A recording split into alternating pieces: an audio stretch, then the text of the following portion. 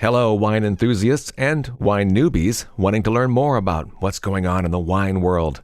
On today's podcast, winemaker Erik Miller and his partner, Winegrape grower Randy Peters of Kokomo Winery, discuss their 2016 Gopher Hills Block Pinot Noir from Peters Vineyard in the Sonoma Coast region, which scored a perfect 100 points in the North Coast Wine Challenge.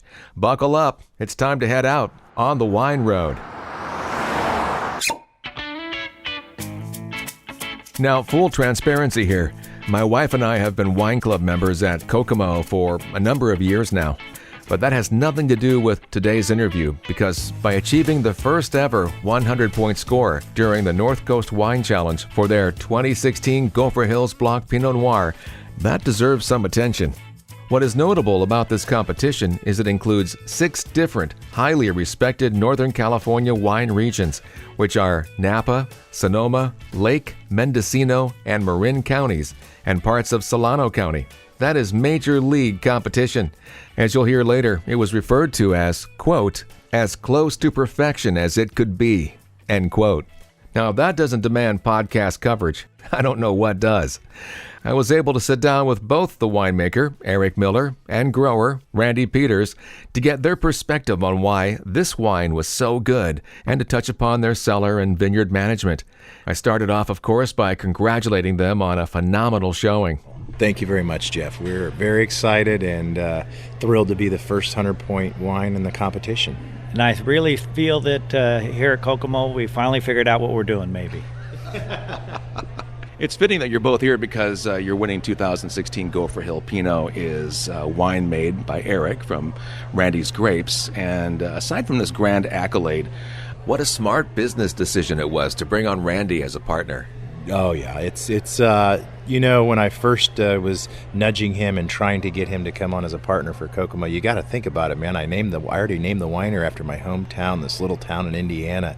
And here you have fourth-generation farmer Randy Peters, who's born and raised in Dry Creek Valley in California, boy from the start, and he partners up with the guy from Kokomo, Indiana, that names his winery Kokomo. But I think it's one of the best decisions that I've ever made, and thankfully he came on board to do this, and now it's just really made our winery so dynamic in the fact that we make Alexander Valley Cab and Sonoma Coast Pinot and Chard, and then of course from Dry Creek our beloved Zinfandel, and then Sauvignon Blanc and Grenache and that. So it's just gives us a wide variety of grapes that we're able to work with there, but having that passion in the vineyard, having that team that Randy has and he's assembled in the vineyard, and being able to make sure that quality comes through, as Randy calls it, vertical integration, where we can really take pride in not only what they're growing, but then see it come to its final product. And we definitely kind of shared the news with the crew out in the vineyard as well. So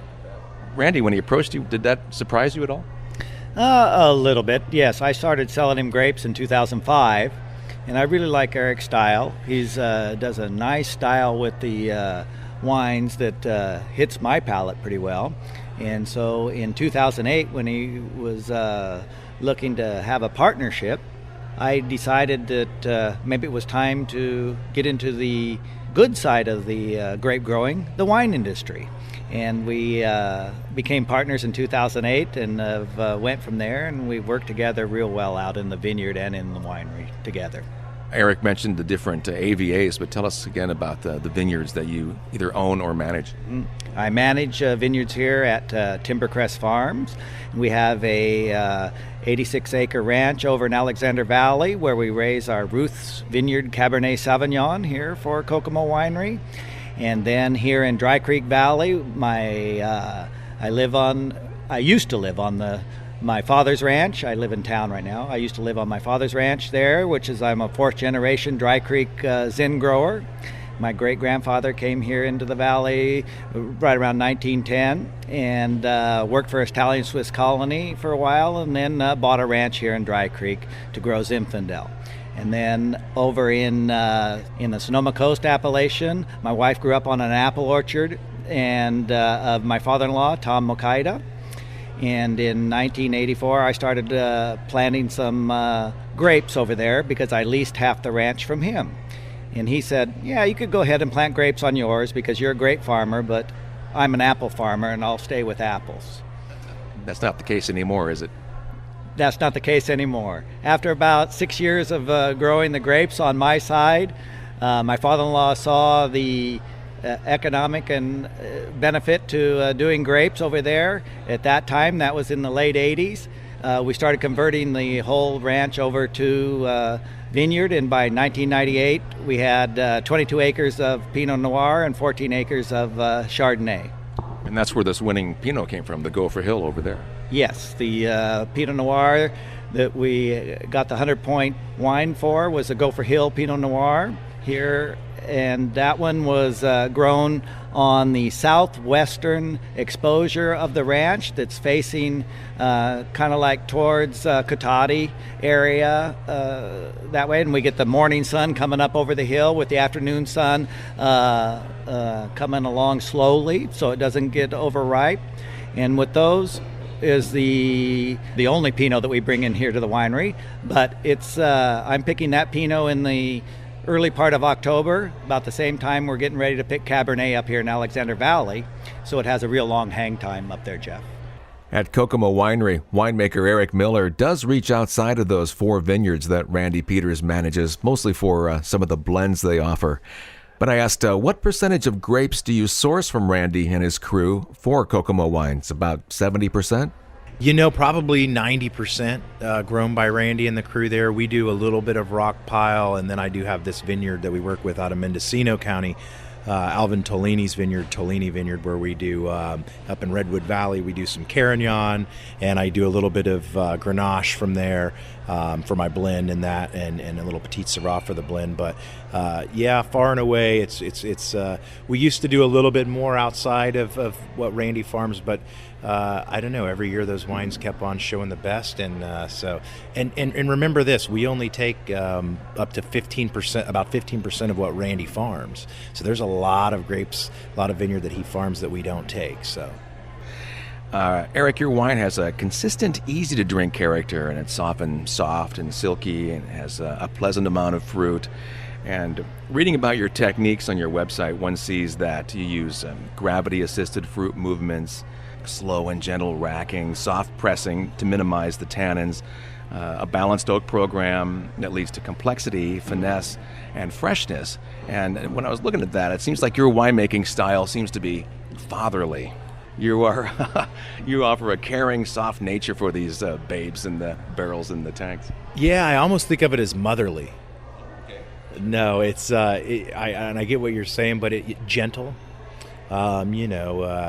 Being a father myself, it's when the kids are sick, they always want mom, But no, there's a gentle touch, and really all of that is trying to be minimalistic and really trying to let the fruit and the vineyard show. So the things we do, and like as you worded that, being very gentle and trying to, minimize our impact as a winemaker on these wines, just to make sure that they show that purity.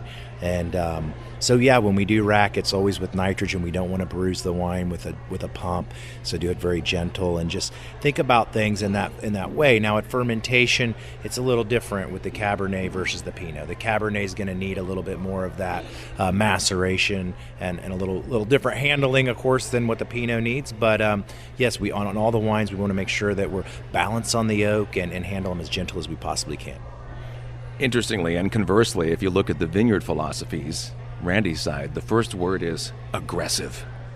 So he's out there pruning aggressively, but for the right purpose. And Randy, you mentioned to me a couple of times, proper vineyard and canopy management makes a big difference. Exactly, Jeff. What we're doing here now more is using more trellis systems than we did, so we can get integrated light penetration onto the actual berries of the grapes. And we found that cuts down on the pyrazines and the other kind of green flavors, and we get a lot more ripe flavors at a lower sugar.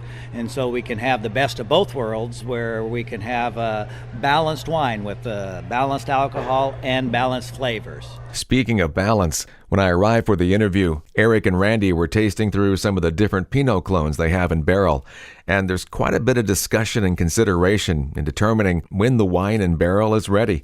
And although these are steps almost all winemakers take, I mentioned to Erik, it's quite a creative process they go through before blending the wines. Yeah, you really got to think about some of that stuff before harvest even starts and what your vision is and what you're trying to do. One of the things, particularly that we'll do on everything we make, we try to, so some things it's more practical than others, is multiple picks in the vineyard.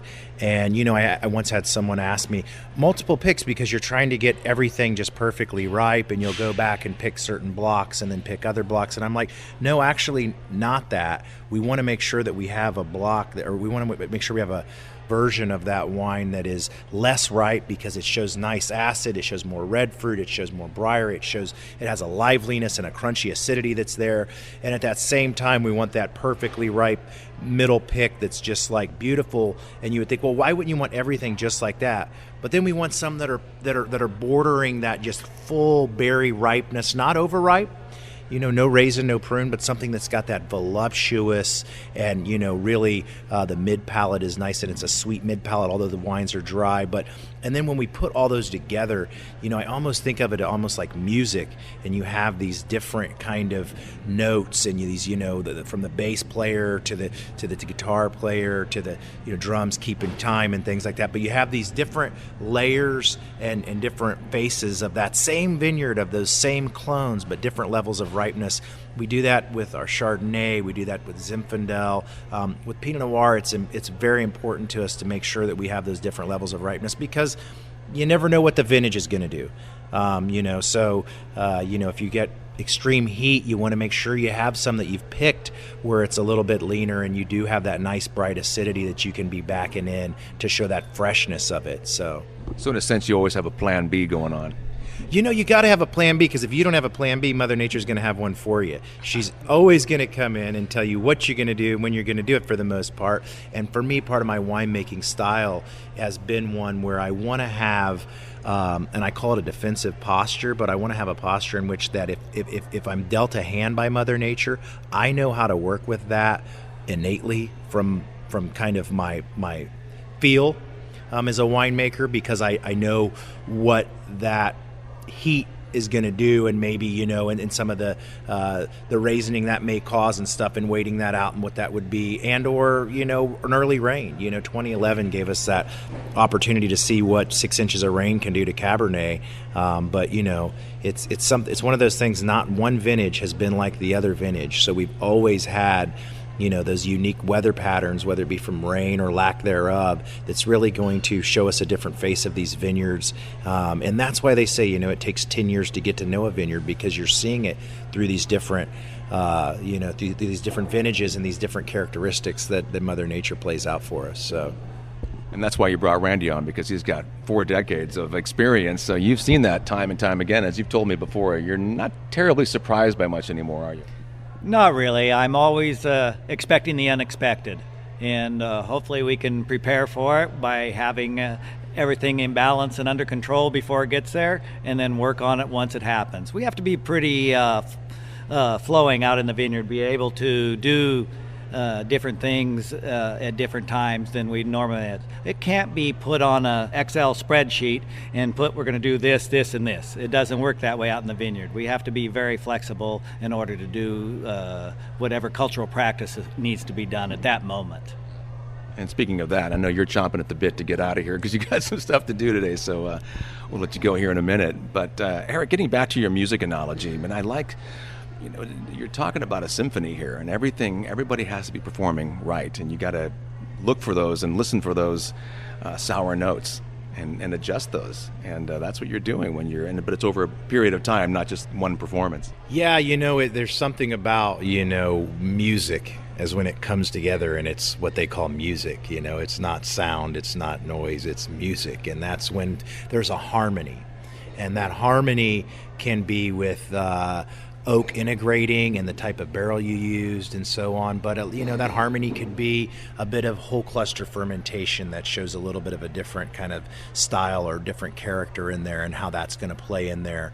But you are thinking of these different kind of notes or instruments, as you would call them, and how they would all play together. You got to have a vision at the end of what you're trying to achieve. But, going back to Randy's thing, it almost sounds like he's reactive in the vineyard, but you have to be reactive because, as he said, there's Mother Nature. But he's one of the most proactive farmers that I've ever worked with or had an opportunity to work with. And one of the things that you'll notice is that everything is always in a timely manner. The rows are meticulously farmed.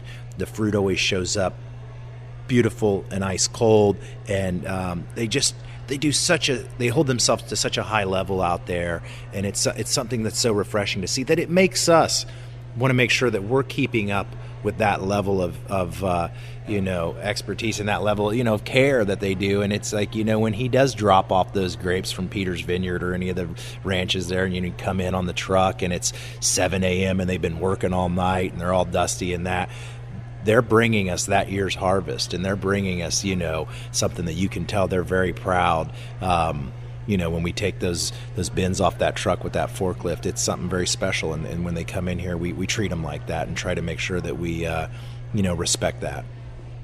You both contribute quite a bit, but some say about, 60% of the wine's flavor and expression happens in the vineyard. Do you agree with that? I would say maybe 70.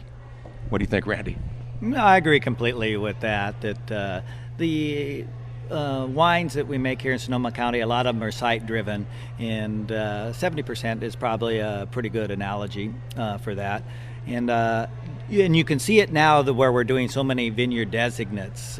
When my grandfather and father, we were selling grapes to the wineries, it all went into a tank, blended with all the other growers, and they sold it as Burgundy in the bottle. And here in the last 30 years where we started doing vineyard designates, I can see what that actual block does out of that vineyard in the bottle. And so we can see how our cultural practices either do better or maybe need work in order to get a better quality product in that bottle. And so anybody that does any vineyard designates wines as a farmer, and I'm putting our name on it, usually first thing is I taste all the wines that have our name on it before I would let anybody, make them with the Peter's Vineyard on it.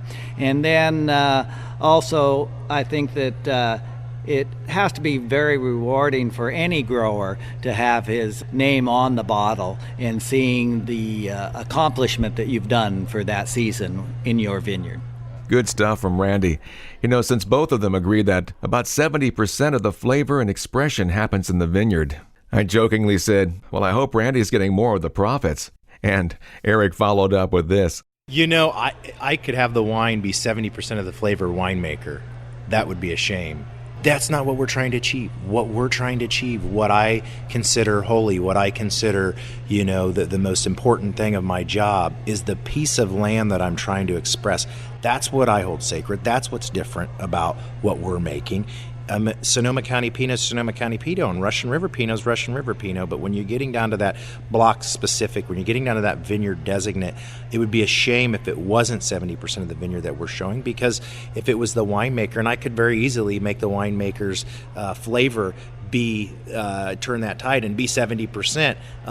Why would we want to do that? That's something that's not from nature, not the star of the show. The star of the show is not the barrel. It's not the winemaker. It's something that you got to check your ego on, because we know what it is, and it's that vineyard, and that's what we hold sacred.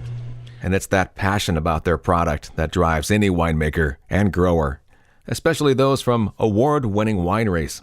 At this point, I brought the conversation back to the North Coast Wine Challenge.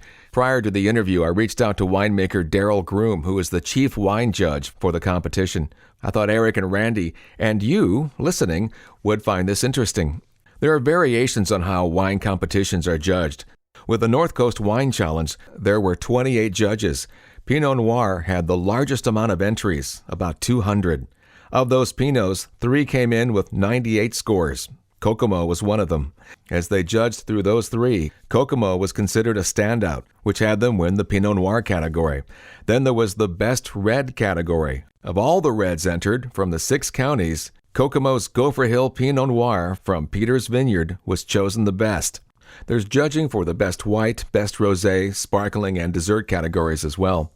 And then there's the best of the best. 78% of the judges voted Kokomo's Pinot the best, and so much so they awarded it the perfect 100-point score. Daryl Groom also said that in the 6 years of judging the competition, that Pinot Noir, quote, was as perfect as it can get, end quote. Erik's response to those stats? So I didn't mess it up. That was great. And then Randy, you've got this thing that Randy does, as the farmer there. And yes, he picked the site and he picked the vine spacing, he picked the clones and he picked the rootstock and he picks when to spray and he picked the trellising and he picked a lot of this stuff. But then there's just that vintage that, as he said, you're sometime on the defensive as a grower and when you need to spray or what you need to do with some of the stuff coming at you. 2016 was an early vintage for us, meaning that we harvested that Pinot like mid-September, which was very early. We're typically harvesting that Pinot in October. But we have to give some credit, I guess, to the vintage. I guess did the weather show up good for us that year? Or yeah, 2016 was a nice weather year. Not too hot, not too cold, just about right. And it did start early. We had early bud break on 2016, and that's why we harvested it probably a week or so earlier than normal, but we still had the same amount of hang time. And at a nice temperate climate that we had over there at Sonoma Coast there in Sebastopol at Peter's Vineyard. And even though there are 6 different counties that are included, and temperature certainly varies between the 6, the weather was pretty much the same for a lot of the entries, so it says a lot for your vineyard and cellar management. There's always the part, too, when I talk about Peter's Vineyard, I never leave it out. When did Randy plant those vines? And it wasn't very common, and it wasn't common at all. As a matter of fact, there were no vineyards in that vicinity where he planted Peter's Vineyard in the early 80s. And he was the first to plant in that Sebastopol Hills area. And now you go around there, and there's vineyards all around, his vineyard there. But that age of vine, as they've let us know in Burgundy and some, in the old world there, how important that is. You cannot be a Grand Cru Burgundy unless it's 30-plus-year-old vines. We've hit that 30-year-old maturity mark on some of these Pinot Noir vines now, and I think it's a big characteristic in not only flavor that we get, but just that nice maturity, and they've been in there and they've lived there for that long. And I know Randy probably doesn't have to drop quite as much fruit maybe because those vines are maturing like that, but it's just, I don't want to underestimate that part of the vineyard as well, which is the age of the vines. Yep, that's why there's so much respect for older vines. They can impart such rich characteristics. If you make your way through Sonoma County, do yourself a favor and visit the laid-back family environment of Kokomo Winery in the Timbercrest Farms group on Dry Creek Road. You could spend a whole day wine tasting in that one location, along with Peterson Winery, Amphora, Papa Pietro Perry, and the Family Wines Collective. A lot of good wine is made and served in that one location. For more on Kokomo and to see Erik and Randy, visit KokomoWines.com. If you're listening to this on iTunes, Stitcher, or another podcast provider, you can find more interviews and interesting content on my website, onthewineroad.com. I'm on Facebook as On the Wine Road, and Instagram and Twitter at JD Wine Road. If you'd like to join my wine community, look for me on Patreon. There I provide compelling tidbits you won't find elsewhere, and I give you tempting incentives as a patron. That's patreon.com/onthewineroad. Patreon is Patreon. Thank you for your continued support and keeping me company on the Wine Road.